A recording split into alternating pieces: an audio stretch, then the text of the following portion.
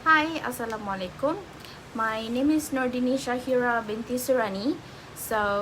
Today I'm going to present about one of the case I've been studying, which is cybersecurity case Jamaluddin bin Haji Ibrahim and ANOR the Nur Azman bin Adnan. So this case highlights the critical role of cybersecurity in protecting sensitive personal and business information, and it raises significant questions about legal responsibility in the context of data breaches. Let's begin by exploring the case background.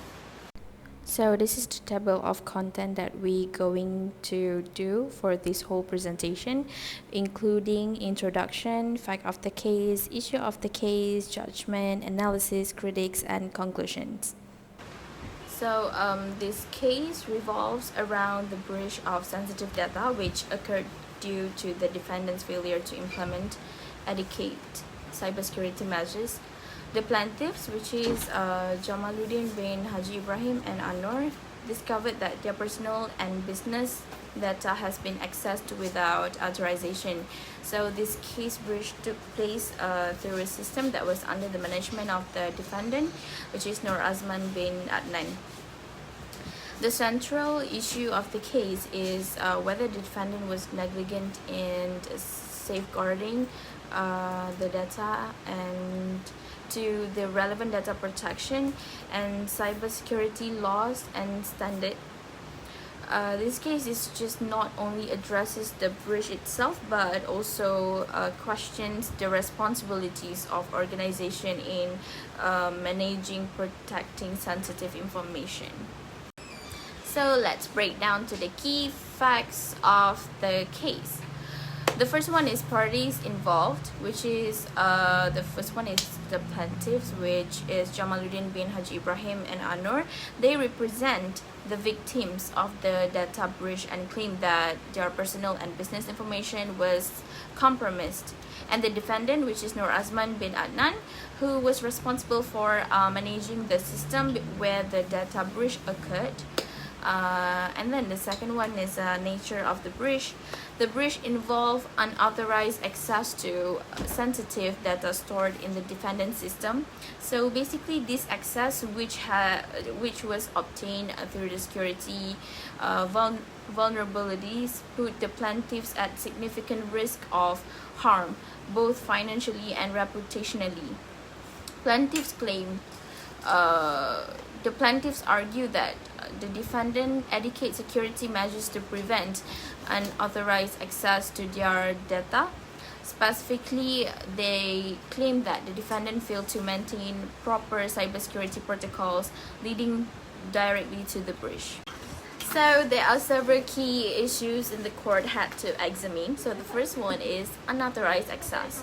So the first issue was whether the system was adequately protected against unauthorized access. This could involve various methods such as hacking, exploiting system vulnerabilities, or guessing weak passwords. So the plaintiff asserted that the breach was a result of the defendant's insufficient security measures. And the second one is responsibility for security.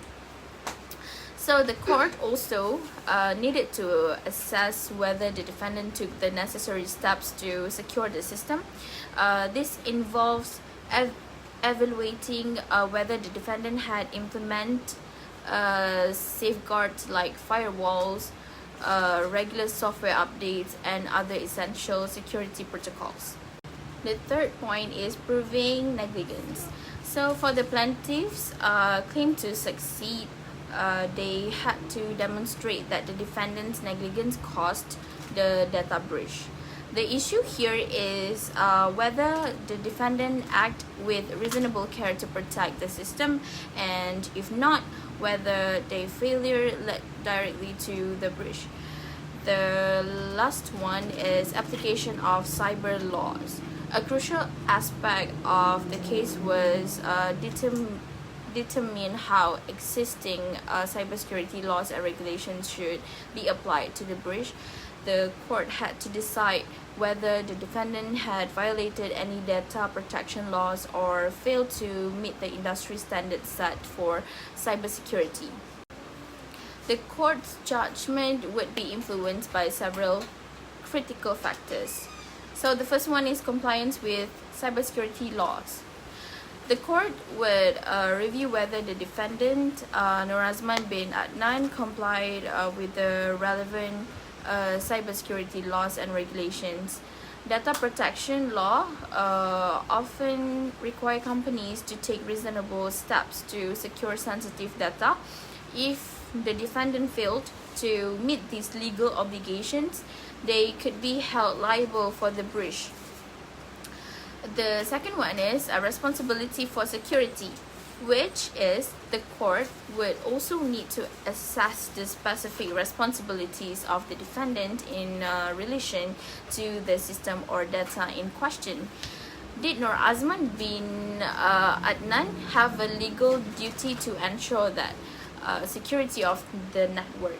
Did they fail to implement industry standard security measures such as regular updates or the use of firewalls and antivirus software? If the defendant was negligent in securing the system, this would strengthen the plaintiff's case. Damage and loss. A major consideration in the case would be the harm caused of the plaintiffs. The court would evaluate the financial losses, reputational damage, and any other consequences that result from the breach. This includes looking at whether the unauthorized access caused identity, financial fraud, or other forms of damage. Next, preventing future incidents, which the court would also take into account whether the defendant took sufficient measures after the breach to prevent similar incidents from occurring. This includes assessing whether the defendant update their security protocols and whether they were proactive in ensuring their systems were no longer vulnerable. So next, let's break down two key legal concepts explored in this case, which is negligence. So the defendant had a duty to secure the system to prevent unauthorized access. The plaintiffs argued that the defendant failed to act reasonably by not implementing sufficient security measures. So this constitutes negligence.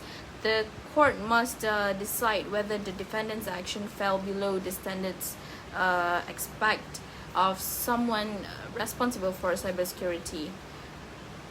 Evidence. The case also on the evidence present, logs showing unauthorized access to the system, forensic reports identifying security flaws, and emails or other warnings that were ignored by the defendant would be critical in demonstrating negligence. Next, breach of duty. So the court would look at whether the defendant's failure to implement basic security protocols like firewalls or constitute a breach of their duty to protect the system. If the defendant neglect these responsibilities, it would likely be seen as a breach. And next is causation, which is the plaintiffs must also show that the defendant's negligence directly caused their financial losses or reputational harm. For instance, did the breach led to identify or were plaintiff exposed to financial fraud as a result of defendant's lack of action? It highlights areas where improvements can make a big difference. So let's break it down. So first is proactive cybersecurity. The first lesson is they need to act early to prevent cybersecurity problems before they happen. This means regularly update software to fix weaknesses hackers might exploit. Running security checks like audits to find and fix system flaws. Teaching employees how to spot threats like phishing emails and follow safe practice online. Organizations should not wait until they experience a breach to take action. Being proactive can save them from financial losses, legal troubles, and damage to their rep. Next is clearer guidelines. This case also shows us how unclear the current laws about cybersecurity can be. For example, it's not always clear what reasonable care means when protecting data. Companies might be unsure about how much security is enough to avoid legal problems. Having clear rules and standards would help everyone. If laws are more specific, organizations will know exactly what to do to comply, and courts can make decisions more easily when cases like this happen. Next, organizational responsibility. This case reminds businesses of their duty to take cybersecurity seriously. So the company is actually must to make a cybersecurity a top priority instead of treating it as an afterthought. Ensure that their system meet current industry standards like using firewalls and strong follow data protection laws to avoid lawsuits and public backlash. By investing in strong cybersecurity practice, organizations can protect both their customers and their reputation. A single data breach and lead to big problems, so prevention is always better than trying to fix things after they go wrong. In conclusion, the case of Jamaluddin bin Haji Ibrahim and ANOR v. Nur Azman bin Adnan emphasized that the importance of robust cybersecurity practice and legal accountability in the digital age. The court is likely to hold the defendant responsible if negligence is proven, serving as a reminder to organizations about protecting sensitive information. This case also calls for stronger cybersecurity laws and clearer standards to guide. So that's all. Thank you so much.